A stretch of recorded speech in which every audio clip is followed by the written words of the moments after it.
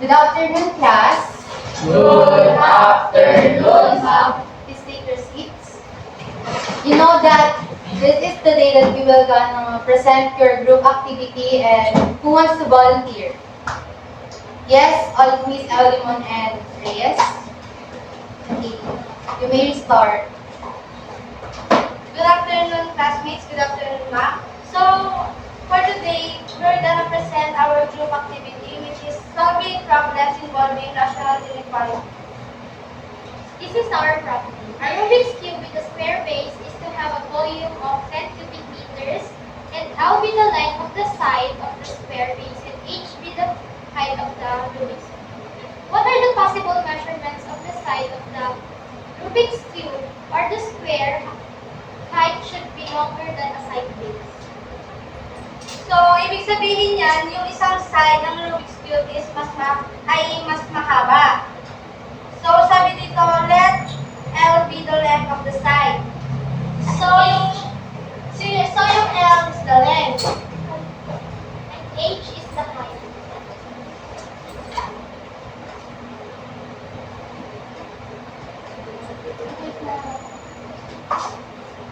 Ang tanong dito, what are the possible measurement of the side of the square if the height is longer than the side base? So, ang kung natin yan, di ba ang formula sa pagkuha ng volume ng base is?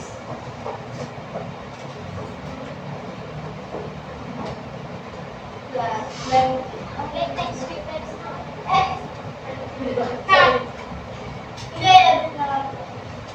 Since ang formula ng pagkuha ng volume ng base is length times width times height, or ano kasi yung shortcut ko?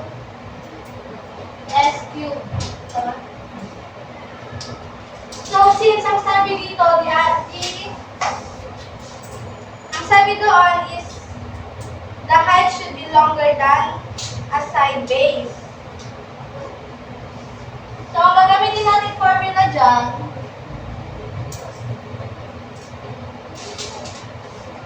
volume equals x squared h and v.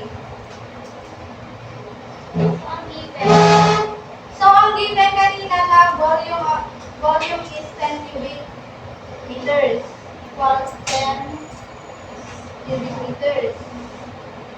Kung nagtataka kayo, bakit ganyan yan? Kasi sabi nga yung the other side of the height should be longer, so squared siya. Tapos, mag-ano na tayo? Mag-tawag dito. Parang mag-substitute tingnan mo. So, hindi ba tayo 10 dito sa kabila?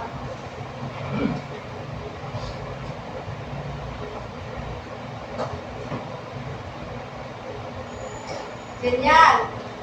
So, mag-ano na tayo? Mag-solve na tayo. Ililipat natin yung h dito, since height ang nawawala.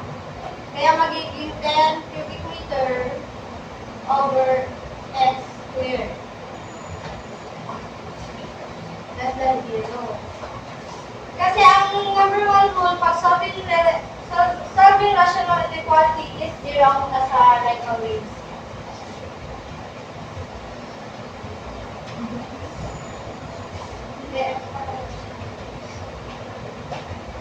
Since hindi siya 1/3 sa left side, gagawin natin siyang 1/3. Magiging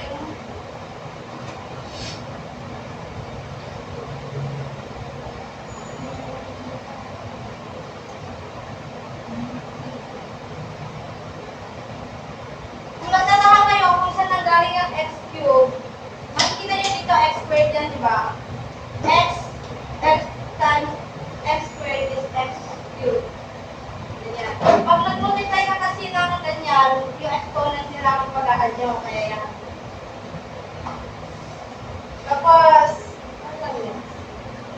Since okay na yan, iba na siya, tawag ito. Okay. Tawag doon, nabihutan ko, ito. Ano tawag doon? Yung cross multiply. Magpa-cross multiply. Ito ulit yun. Since okay na siya, magpa-cross multiply na tayo. Magiging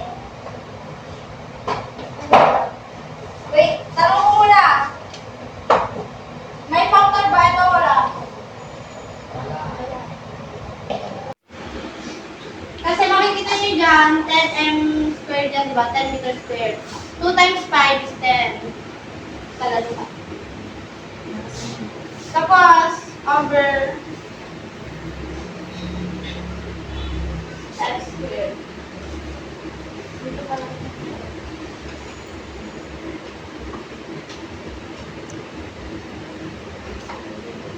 Sino may idea kung ano ang zeros nito? Try nyo lang. Na tayong gumawa ng line.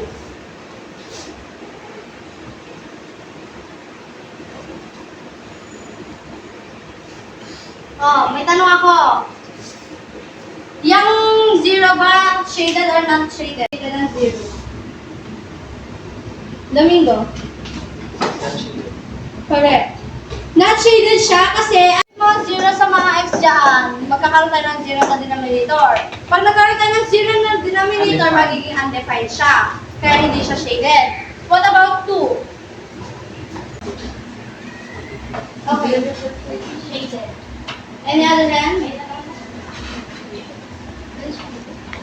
Any other hand? Okay.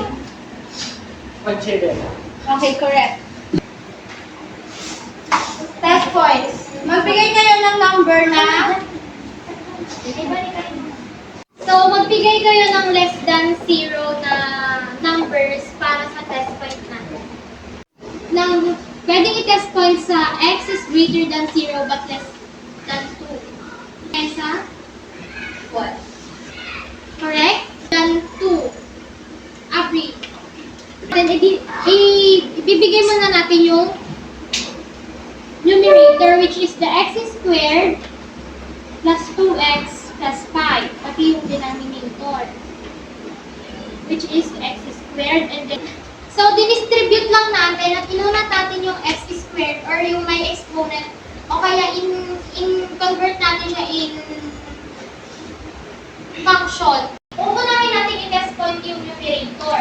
So, paano nga ba gagawin or i-solve ito?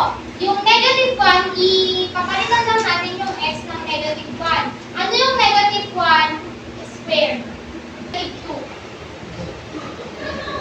Negative 3. Tapos negative 3 plus 5. Positive. 1 plus Like, diba? So, ulitan natin, di ba? Negative 1 squared is positive 1. Positive 1 plus negative 2. Positive 1. Positive 1 plus 5. negative Positive. Hindi. Negative. In conclusion, solving problems involving rational inequalities is vital for developing a deeper understanding of mathematical relationships and behaviors. This process enhances critical thinking skills as it requires students to analyze expressions, determine solution sets, and interpret graphical representations. Mastery of rational inequalities prepares individuals to tackle complex problems in both mathematics and real-life applications, fostering greater confidence in their problem-solving abilities. Ultimately, this knowledge lays a solid foundation for advanced mathematical concepts and practical decision-making.